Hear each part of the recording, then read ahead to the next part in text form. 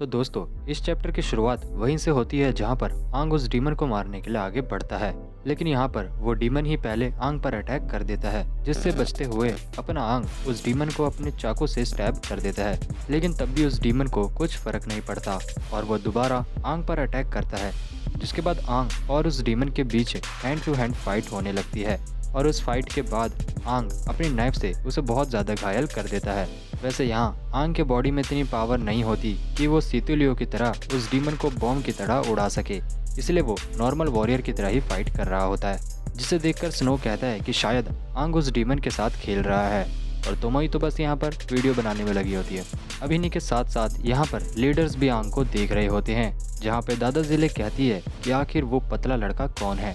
वो मुझे बहुत ज़्यादा इम्प्रेसिव लग रहा है। ज़ेले के बाद जोएल भी कहता है वो लड़का तो ऐसे फाइट कर रहा है जैसे कि वो पुराना एक्सपीरियंस वॉरियर है। अब यहाँ पर वो दोनों तो बोल रहे होते हैं, लेकिन टंग टंग लीडर कुछ नहीं बोलता और वो बस आंग को नोटिस कर रहा होता है, जहाँ पर आंग उस डीमन से लड़ता हुआ काफ़ी ज़्यादा थक जाता है और वो कहता है कि इस बॉडी के अंदर मैं अपने ओल्ड स्किल्स को भी यूज़ नहीं कर पा रहा हूँ और ऊपर से मेरी सांस भी बड़ी जल्दी फूल जा रही है, लेकिन अब बहुत हुआ, अब मैं इस बॉडी को नहीं कोसूंगा और अब तुम्हारे मरने का समय आ चुका है। और दोस्तों आंग के इतना कहते ही वो उस डीमन को मारने के लिए फिर से आगे बढ़ जाता है, लेकिन तभी हम देखते हैं कि आंग के पैरों के नीचे से एक रेड स्पाइक यानी कोई धारदार सी चीज़ बाहर निकलती है जो उस डीमन के अंदर घुस जाती है। दूसरी तरफ आंग की पूरी टीम पेड़ की टहनियों से घिर जाते हैं और उन लोगों को वहाँ पर कुछ समझ नहीं आ रहा होता है आखिर यहाँ चल क्या रहा है। तभी वहाँ पर एक और डीमन ज़मीन के अंदर से निकलता है और वो उस फिनलेस डीमन को बीच से फाड़ डालता है। अब आंग उस डीमन को देखकर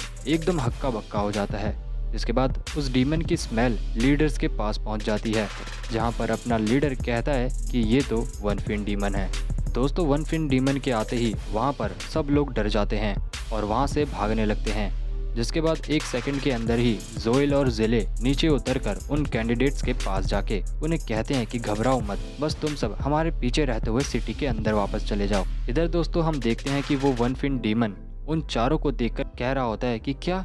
यहाँ पर इंसान है, लेकिन मुझे तो लगा कि यहाँ कोई डीमन होगा, मुझे तो किसी डीमन की स्मेल आई थी। अब उस डीमन को ये बोलते हुए सुन के आंग थोड़ा हैरान होता है और वो सोच रहा होता है कि आखिर ये बोल क्या रहा है। दूसरी ओर उस डीमन को देखकर स्नो, तोमोए, सितु सब के सब डरने लगते हैं और वो अपने दिमाग में ही अजीब अजीब से ख्याल बनाने लगते हैं, जहाँ अपना आंग भी मन ही मन में सोच रहा होता है कि इस बॉडी से तो मैं वन फिन डीमन को कभी हरा ही नहीं पाऊंगा। अब इसी बीच दोस्तों वहाँ वो वन फिन डीमन जो होता है वो उन चारों को देखकर ये सोचता है कि इनमें से आखिर कौन है जो डीमन की तरह स्मेल कर रहा है,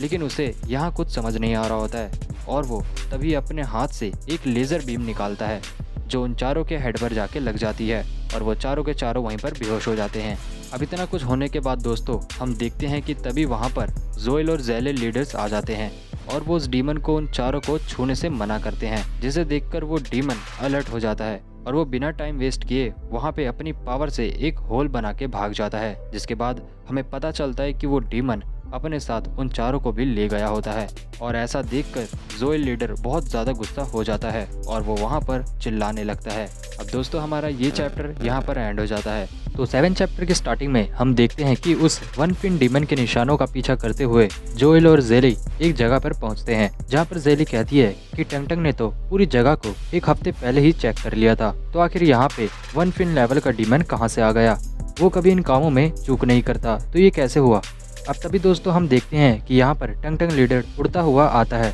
और वो आते ही उन दोनों से कहता है कि तुम लोग रुक क्यों गए, आखिर बच्चे कहाँ हैं।